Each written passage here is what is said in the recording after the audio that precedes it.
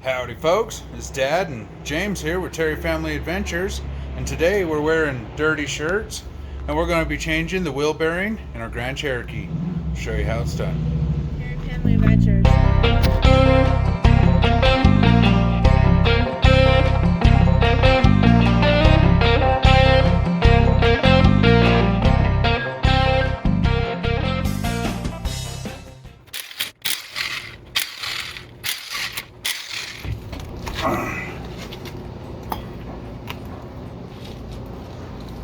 So I went online and I tried to find a good video on how to change one of these wheel bearings. And I could find one for the WK1, and although I do believe that it's the same part number and the same procedure, but it's not a WK2. Okay, so first thing, obviously, we're going to take the tire off. And the next thing is you've got this anti-lock brake sensor.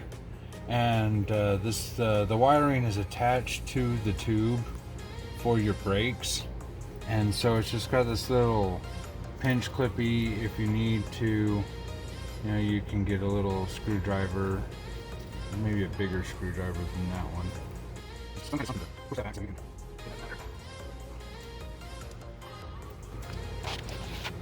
I should just have to undo these two, because at that point those are the only ones that are attached to the brake line. So we're going to take a caliper, we're going to set it back here, and then I've got this bungee that we're going to hook onto it to hold it back so that it can't fall. You don't want to hang anything by this tube, and you want to be real careful about not damaging this tube at all. Alright, so today I'm using a 13/16. I don't know if there's a metric number that's supposed to fit on these. I have a 19 and it's too small. I think it's not close enough. This extension's too big, and so, but we're just going to use this reasonable size breaker bar here. I have no idea what length it is. Put this little extension on here. Without the extension I can't get past the brake caliper, but we're just going to take off. A lot of people, they'll take the caliper off separate from the bracket. I just take the bracket off.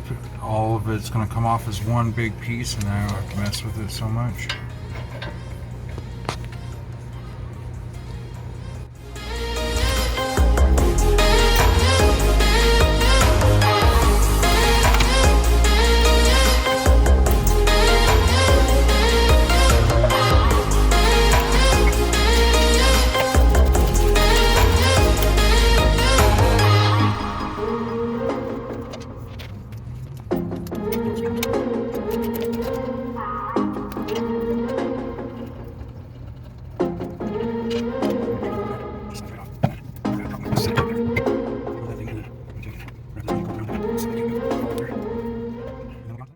Alright, so on this side, there's this little ring right here.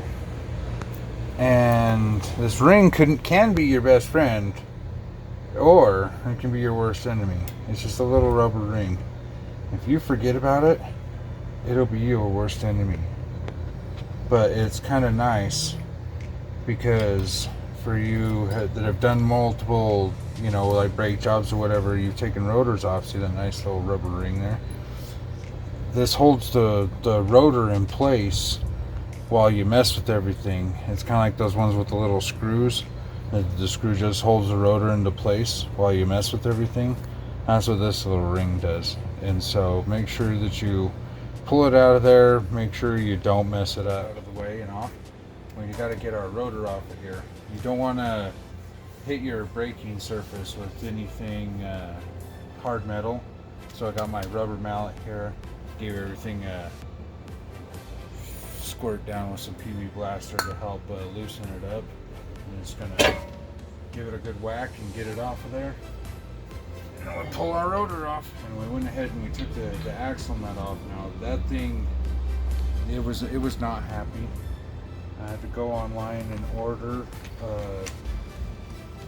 a 31 millimeter axle nut And it was kind of weird because it only fit on here a certain way. Like, see, it doesn't fit like that. It only fits the one way. If I turn it, it doesn't fit, only the one way. And so that was kind of odd. I've never seen that before. I've done multiple CV axles and stuff, but you know, multiple vehicles, but I'd never run into that before. And so the next step is, some people, I have this 3-claw puller, and it pushes the CV axle back in. Alright, so the whole purpose of pushing this CV axle back is, see this part right here, it's not the rubber boot, it's metal. And it's about impossible to get any kind of wrench or anything back here on these bolts that hold the wheel bearing on, because this CV axle pushes out like that. And so, see, I can't even get. And so a lot of guys, they'll take and put that bearing puller just to push the axle back so that you can get into this. And I mean, right now it's pretty easy, but when it comes time to put it back on, I imagine that'll be the more difficult part, where we will probably need to use it. I don't know, I'm going to try to get by without even using it at all, just to prove that I can, and to prove to you that you don't necessarily need it, but it does make the job easier. So let's get these bolts spun out.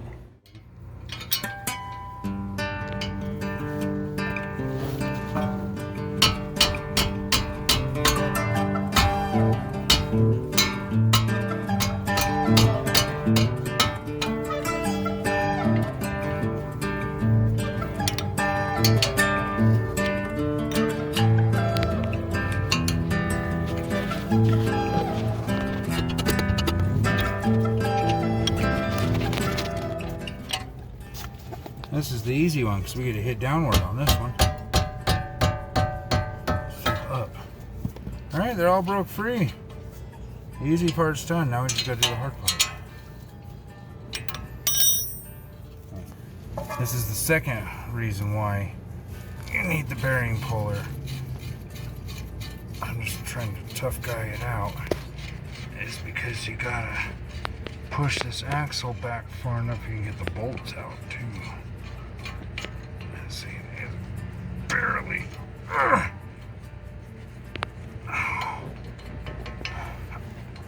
Oh. Come on, you're right there. Woo! What up?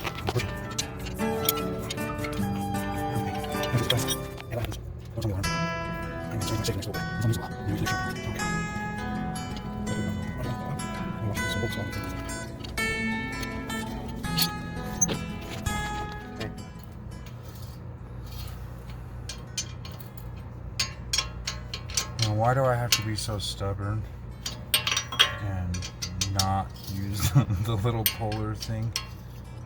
It makes this easy.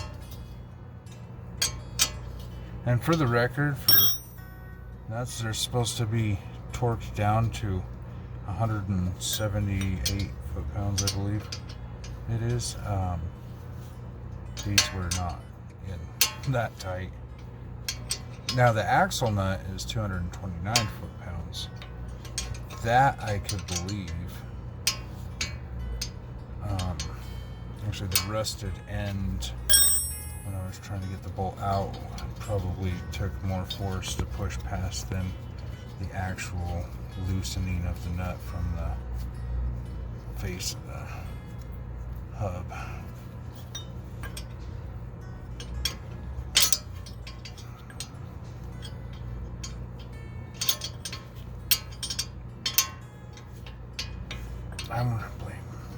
I'm gonna blame you, James. What? It's your fault I didn't just use the fancy hub puller. I handed it to you. I thought you even asked for it when I handed it to you. And then you said you didn't want to use it. And that's my fault, somehow. Yeah. It's a limited time moment. Okay.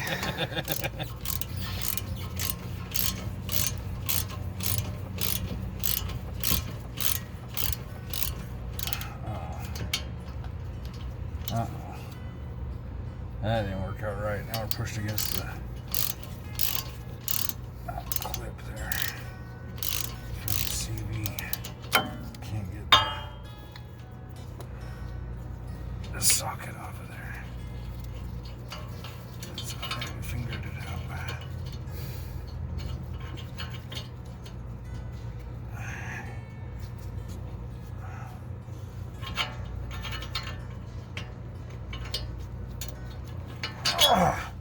So, one of these tricks for getting these wheel hubs out is you can remove one of these studs, one of these wheel studs that comes in, has a special notch on this side, can't miss it.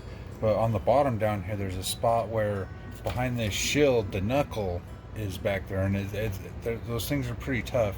And you can put a bolt through there, and you can put a nut on the back of the bolt, and then use an impact to press against the knuckle and push the wheel bearing out. I pulled that out just to see, just so I can show you that. I mean, I just use this baby little sledgehammer to knock it out of there. It was really easy. All right, a couple other things that you can do. You can take the bolts, put them back in from the other side, loosen them back like one thread, and then beat on the nuts from the back, or on these bolts from the back side, because they're threaded in. You have that little bit of a gap. It'll help push it out. That's another thing you can do. Another method you can use is you can get yourself one of these big punches. You can come at the wheel bearing from the sideways angle, and once you get them to spin inside of the knuckle, that's it. It'll come. It's gonna come right out. Once you broke it loose, and sometimes just giving it a little twist is enough to break them loose so that you can get them out of there. But this one actually really wasn't that hard. I just been whacking on it from this side, whacking on it from over here, and I mean I've got a gap back there. I'm hitting it with the Panther P, giving it as much lubrication as I can. I am being generous with it, and we're just gonna knock this thing out of there.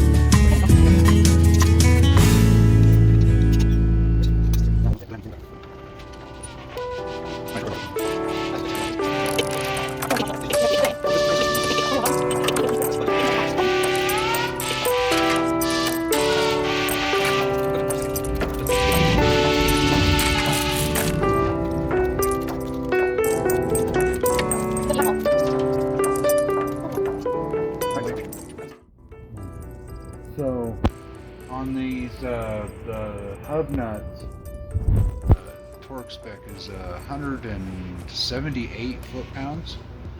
So make sure you torque everything to factory specs. Got my handy dandy torque wrench. We're gonna give them a tight down. Alright, put the axle nut on. So the axle nut is supposed to be on at 229 foot-pounds.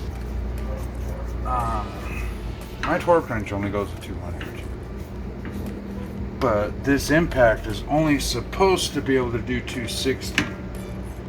So a lot of, just we're going to give it most of the beans. Call it a day. Here, plug me in. I need your help. And it's 9 o'clock p.m. Kill this. Sorry, I snoozed it. I don't know how to kill it from a snooze, but you are plugged in.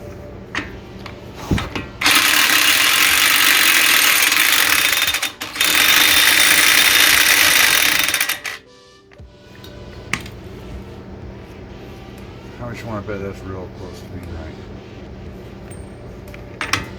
Give her a couple more ugga-duggas because it's freaking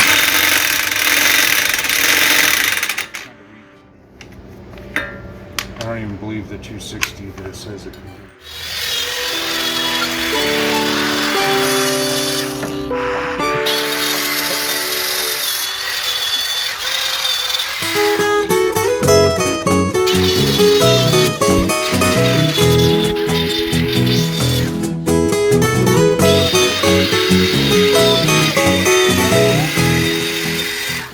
Not a daylight here, but just to finish this out here, we're just putting our rotor, put the little rubber ring back on. We're going to put our caliper back on, put our bolts in, torque them to specs. Make sure you put all the clips on for the ABS sensor. Button everything back down, put your wheel on. You got anything to say? Nah, you're the one who knows what you're doing. I'm just along for the ride. Alright, well, that's how you do the wheel bearing on your 2011 through 2014, maybe further, Grand Cherokee. Thanks for watching.